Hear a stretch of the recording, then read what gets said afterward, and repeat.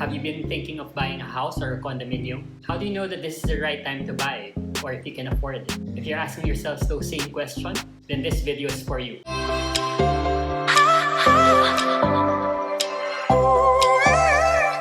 Hi guys, welcome to another episode here at NoriegaRekos. I'm RA, and in this channel we share the food that we eat, the places that we go to, the gadgets that we try, and how we handle our finances. If you are interested in any of those topics, remember to like and subscribe to this channel and hit the notification bell. In our last episode, I talked about how we got to our first million. I'm linking the video here. The next question then is what to do with that 1 million pesos. Some people might have traveled, bought a car, bought an expensive watch. What did we do with our first million pesos? We used it as part of down payment to buy a house.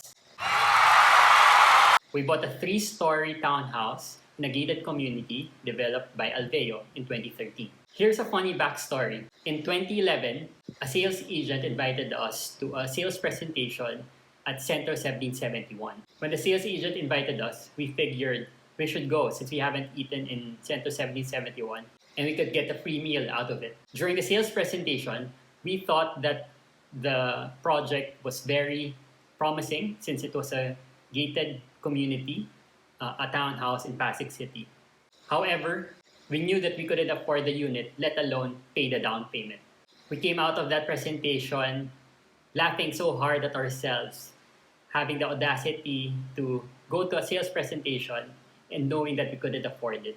I remember my wife and I prayed to God that He would bless us financially so that we could buy a house in the future. A year went by and we were able to save more, and we thought, hey, maybe we should look at the property again. So we called our friend who was a sales agent in Alveo, and he told us that there was a promo wherein you can extend the down payment to 24 months. At that time, we could pay the monthly down payment, but we figured we wouldn't have any wiggle room in our budgets. Before making any big decisions, we like to ask godly people for counsel. I advise that you do the same for any big decisions that you may have to make in the future. We are blessed to have a group of friends and pastors who we can go to for counseling at any time. We asked one of our pastors for counsel, and he introduced us to this principle called margins. He asked us, can you pay the monthly rent? Yes. Will you have enough margins in your budget so that you can travel, go on dates, and make memories with your wife? It's going to be tight. He told us that we should think about margins and prioritize the memories that we can make during the early part of our marriage versus having a house with no memories or worse, bad memories. After the meeting, we agreed as a couple that we would part purchasing the townhouse and focus more on building our memories as a couple.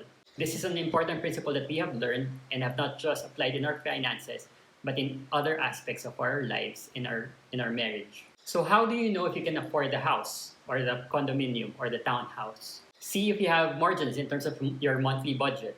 Are you squeezing every peso or every centavo out of your budget just to make ends meet and have some money to pay for the amortization? Are you saying words like, kaya pa naman, or maghihigpit na lang tayo ng sinturon para mabayaran yung amortization for the house, condo, or townhouse that you're buying? Being in this situation may cause strain in your marriage. The stress, the fights, the worry may not be worth having a house over. Now, in 2013, our savings rate continued to increase, and we passed by the billboard of the property in C5.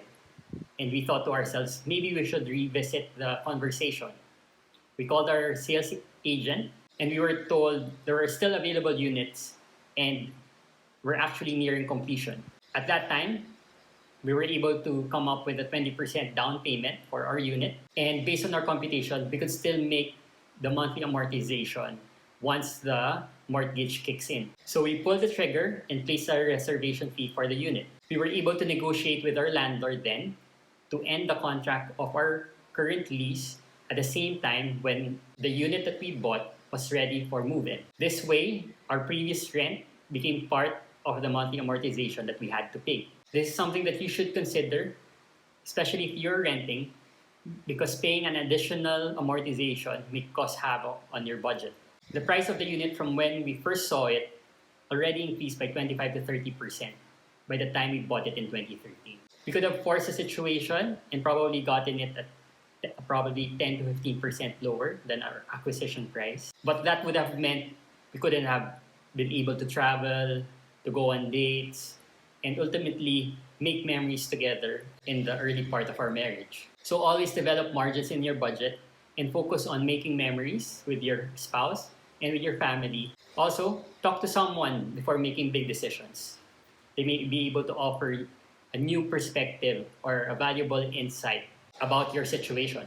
Also, don't forget to pray to God and ask for wisdom for any decision that you're about to make. If you're interested in Alveo projects, I'm linking my friend's Instagram below, who is an Alveo sales agent. If you're interested in other properties, I'm linking Carl D of Spectrum Investments. He's very knowledgeable in real estate, and he will be able to help you find the best deals across developers. Finally, if you learned something, don't forget to like, subscribe, and hit the notification bell so you're updated on our future episodes. Don't forget to share this with your friends or family as well who are interested in buying their next property. Thanks for watching, and don't forget to watch our other videos and our other playlists that you see on your screen. Thank you and have a great day.